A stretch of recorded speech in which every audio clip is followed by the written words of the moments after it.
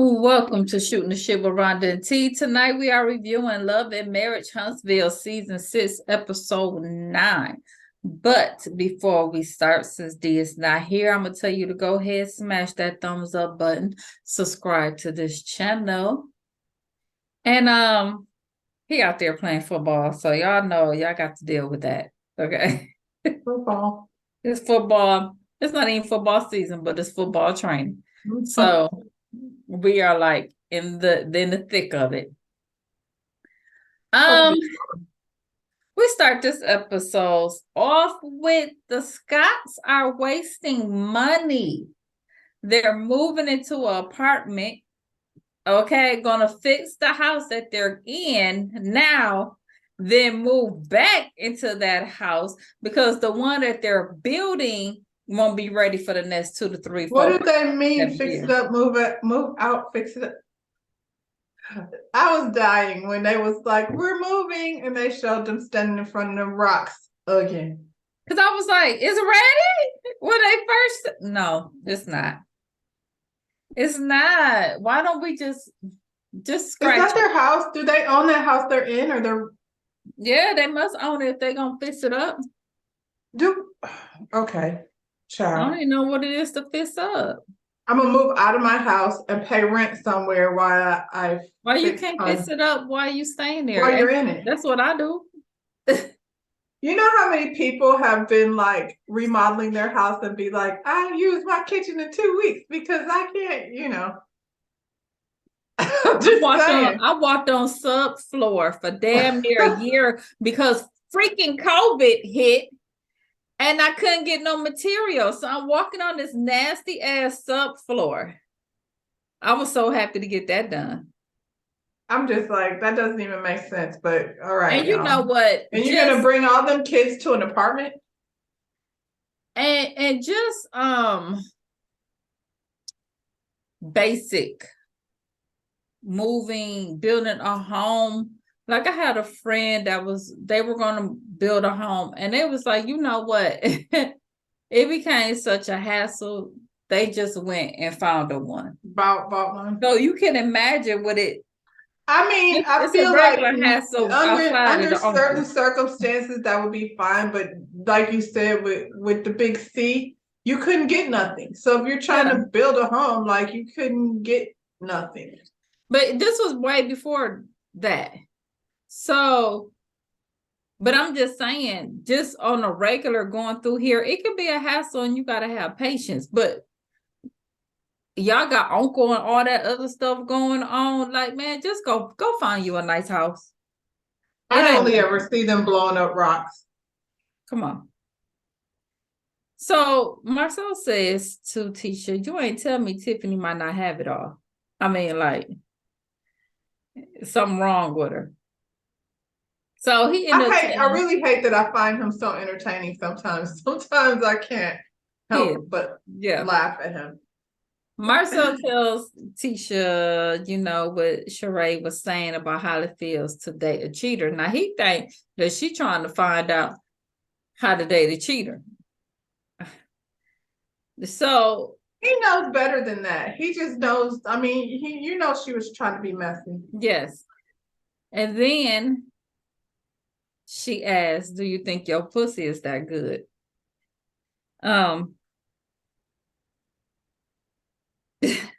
He said, then she looked me in the window of my soul and said, it's because I like blended families. That's why she asked that. It was like, what do any of that have to do with blended families? Nothing. It doesn't. Nothing. It doesn't. I can't believe she said and this is the thing, like, I'm jumping a little bit ahead, but she got all bent out of shape because they called her, said she was acting like a Karen. But what if she would have said, Sheree, does it concern you, like, with everything that has gone on, you know, over here, you know, all the stuff that's out in the public, versus how does it feel to date a cheater?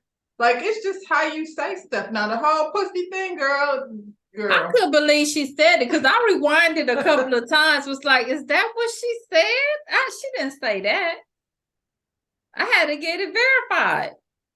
Child. He said, Martell asked her, what if I said, how many sex partners have you had? He was like, well, you might want to narrow that down to say in the past year. So then Tisha was like, don't be disrespectful to her marriage. I mean, but you started it though, Tisha. Now You and your cousin was over there naming names last week. Now you you want to said be a whole careful. name. Now you don't want him to be disrespectful? Child. Did Tisha say she thinks she could get away with saying things like that because she's a pretty girl? I didn't get that. Okay. I do, because I feel like she thinks she's a pretty Do girl. you think that? I think that girls that look like, what's this girl's name? Tiffany. Tiffany? I think girls that look like Tiffany are always like, when they're little, she's so cute. Oh, isn't she cute? Isn't she cute? Look at her hair. Da, da, da. You know what I'm saying? That's why she always be in the mirror, like, curling on her hair stuff. She has no volume. Look at her hair. She's so cute. I just figured she was just a bee. I just figured she might be in a bee. Yeah, I think that's it. But I think that she has gotten away with things. I see where Tisha is coming from with that. It's kind of like the Giselle thing with the green eyes, and you know what I'm saying? It's girls that look like that. You know what I'm saying? Are used to. I wish y'all could see these Negroes in the park behind me. You got a whole view of the park now. You don't yeah. Because well, the trees is growing in now, so yeah. I got to look through the trees now. But they still out there with their snowmobile. Like ain't no snow, but they still out there ripping and running through the park. I'm surprised y'all can't hear it because it's loud. No, we can't hear it. Okay, y'all. So Tiffany's baby shower is coming up, so that's going to be interesting, he said. Meanwhile, you got Tiffany over here, then, ran to Lewis and told him about Marceau and Martell, the two men who came to her regarding a conversation that she had with a woman, these two big men. I meant to go back and watch it, but I feel like she said she contacted Martell about Selma. Like, I feel like every time she says they came to her, it was her that went over there. And then she asked about the event. And he was like, well, the most interesting thing, yeah. Yeah, it happened after the event. Listen, everybody is saying how Tiffany has given us something to talk about, and she definitely has given us something to talk about. But if you wanted to jump out there and step yourself in the line of the fire and do what Carlos told you to, because he was like, go get him, go do your thing, then do it. But don't lean on, I'm a pregnant lady and I can't handle, come on. Yep, that's exactly. And it would be different if this was new, but you've been being a bitch the whole time. Like, this is always how you've been being. Mm-hmm. She told him, she asked, how do it feel to be a cheater? And he was like, you asked that? I was like, see, that was the reaction Marceau had. You asked that? And then she said that he said Sheree was mad, but she wasn't mad about it that night. And if she felt some kind of way, she a grown woman, and she could have answered. And this is what Lou said. Lou said, well, she felt some kind of way. She being a grown woman, she could have just answered, I'm not going to have that conversation. How y'all gonna tell her how she should have reacted? Pretty much that's how she handled it. I don't remember her saying, yeah, the pussy good, girl. It's like going nowhere. She didn't do any of that. She was very calm, pretty much, but that don't mean that she wasn't mad. She was like, yeah. Well, I watched the show, you were a cheater too. That's what she said. You didn't tell him that part. She didn't say that. She played it off. And I said, I cheated, you cheated. No, that's not how that conversation went. Then your friend Marceau said, caught me a Karen. And I said, you're calling me a Karen because I'm biracial and I'm the only one in this group that's half white. See, Tiffany, that's what I'm talking about. That right there is what Tiffany, you're Tisha not is dumb. talking. That's what Tisha is talking about. You're Nobody not said that. dumb. Lou is not dumb. Y'all is not gonna sit on this episode act like y'all ain't never heard what a Karen. All this stuff during the vid, we've been watching Karens and all of this and every TikTok. Y'all is not gonna sit on here like y'all don't know what a Karen is. Stop it. Stop it. But see how that was her default?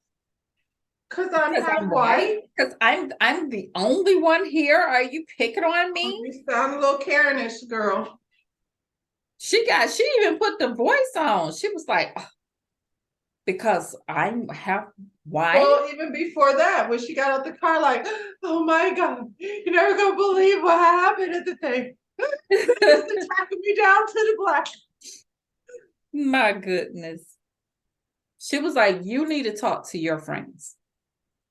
You know what? And again, golly, I hate being on their side because I can't stand either one of these niggas. But when they got in that argument down at the Madani in the parking lot, and he told Tisha, which he was very wrong in that moment when he told Tisha that women be doing things to get their husbands in a situation. This is that. That's exactly what that is. Yeah. Because Lou started getting turned up. Because remember when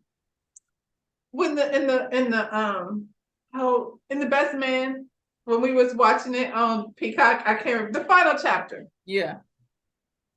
And homegirl was down there, her boss was pretty much, yeah, assaulting her for a better, lack of better word. And she went home and was like, I don't even want to get my husband in, because she know how he was gonna react. Because that's how I would feel. I would be like, if I go home and say something, then he gonna go over there and it's gonna be a thing and he gonna be in trouble. So not you, girl, not you, Karen, girl, not you.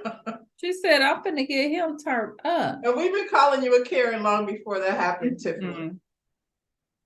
And then she was saying, after they jumped on me, Marcel gonna say, why the fuck are we having this conversation with her when we should be talking to his husband? I was like, that's not number one. Marcel didn't say that. Martell said, and I will be talking to Big Lou about this. Now you didn't put Marcel in. Marcel ain't saying nothing. I was wondering. I was like, I didn't hear that. Did he do that? I saw Martell get up and say, don't worry about it. I'll just talk to Big Lou. And she was like, why? Exactly. So he could get his wife together? Child. Marcel was over there like, are you think he okay? Gonna talk to my wife like that?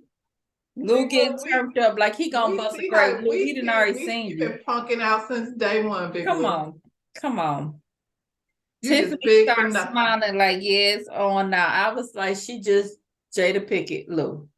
She just Jada Pickett him. We just brought Jada in here and she didn't She did it. She did it. She had that same smile on her face. Jada had. Really nothing I could do to save you, girl. They just gonna keep on making you responsible. So this one right here, Jesus, we gotta kid me and Maurice.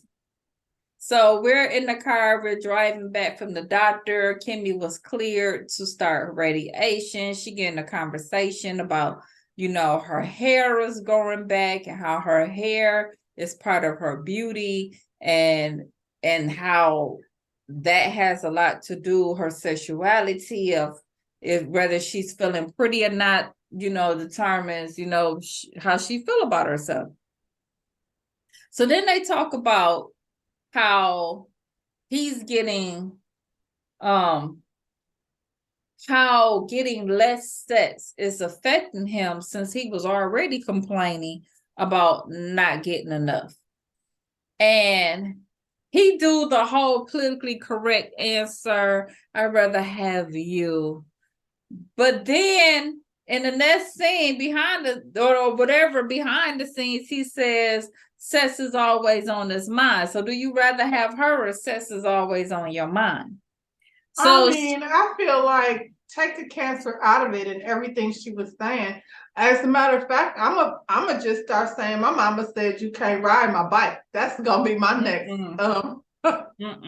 As my mama said you can't ride my bike. I feel like that's normal in most cases. Like not all the time are you know what I'm saying? But I'm confused why they didn't know that her having, going through this process was gonna make her feel not that. Like she was acting like, I can't believe. She's a nurse. She could stop that. She's doing that shit for Maurice. And I'm that's like, the shit that I have pisses me never off. even experienced it directly. I do have a friend that has, fought the fight and won, knock wood. But she didn't even feel like eating food. You know what I'm saying? Like, what are you talking about? Right. Well, she could stop. All of this whole conversation was wooing to Maurice.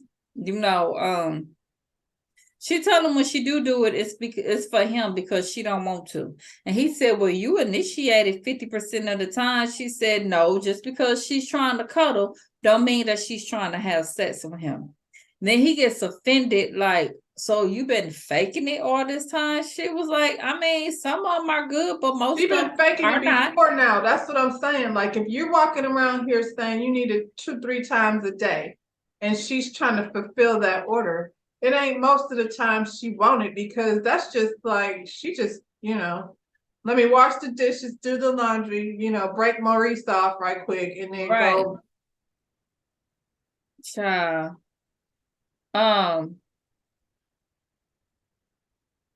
So she gives him this option. He has the option to not make love to his wife because she has this poison running through her body, which makes her feel bad. Or he can make love to her anyway, and she will make sure that he has a happy ending. Why did she say it like that? And he will choose the second option. He absolutely. That's when he came with the whole the mama said, I don't can't care let you about your ride my hair. bike. I don't Yeah. care if you feel sexy. I don't care. Like if you feel well enough to just bend over. Yeah. And then in the next scene, Kimmy, we see her with her friend who I think she's been on there before. I hope they're not trying to bring this girl to the cast because she seemed boring. I don't want her. Well, I was gonna say I don't really want her to be part of the cast necessarily, but it is kind of cool to see them having an interaction with somebody. You know what I'm saying? Outside of them. Somebody like that's your real friend that you would have that conversation with. You're not gonna sit up there and discuss that with Kiki or Tisha or you know what I'm saying? That's Well, she was a little boring though. So she tells her. I just feel like we just had that conversation with Maurice. We didn't need to have it twice. No, we didn't. They should have just had it with her and her friend. You know what I'm saying? Because But no, we need to see it with Maurice so we can see what kind of asshole he is. we already know. Yeah, but that really sealed the deal. You know what I'm saying? Wants to ride your bike. The thing and your about mom this said no. The thing about this conversation, the friend, I mean, I want her to be a friend, be like, Kimmy, that's not cool, though. You know what I'm saying? Like, I understand what you're saying and you trying to be there for him and all that, but if he not understanding what you're going through, like that's a problem. I don't think he's unique in that, unfortunately. Well, I'll tell you what, if he don't care about your health and put his needs above yours, that's not somebody you need to be with, unfortunately, because I mean, he over there like she dealing with the situation with Monster, and she's trying to rehabilitate from cancer, and she's, and I get it. Like we're on top talking of all about that, cancer. We're I talking get about like the her big saying how C, she like doesn't the feel worst. sexy. Yeah, we ain't talking about her just being stressed out. Like you do. Dude, don't nobody want this. And you can't understand that, then something is really wrong with you. It really is. That is not Really, like okay. that. How come you don't think like maybe all she needs is for you to rub her head, and you know what I'm saying? And that's what you would think. that's it. You know what I'm saying?